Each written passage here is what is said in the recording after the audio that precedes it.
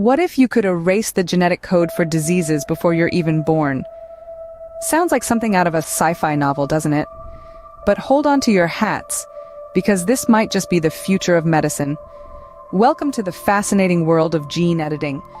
Think of it as a molecular scalpel, capable of cutting and pasting DNA sequences to eliminate the very codes that cause diseases. From cancer to muscular dystrophy, the possibilities are as endless as they are exciting.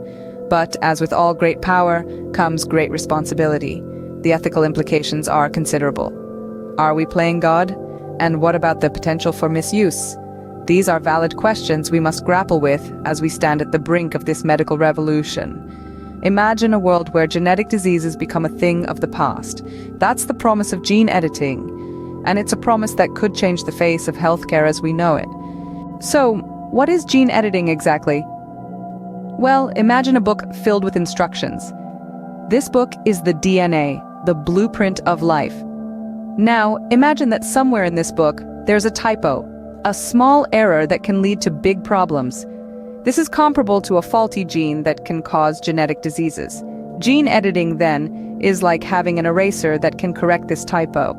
In more scientific terms, gene editing involves changing or editing the DNA of an organism.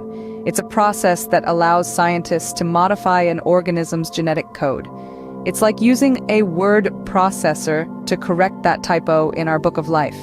One of the most common tools used for this purpose is CRISPR-Cas9. Think of it as a pair of molecular scissors that can cut DNA at a specific location. This allows scientists to remove, add, or alter sections of the DNA sequence. In essence, gene editing is like using a molecular scissors to cut out and replace faulty genes. Now that we've scratched the surface of gene editing, let's revisit the key points. Gene editing, in essence, is the science of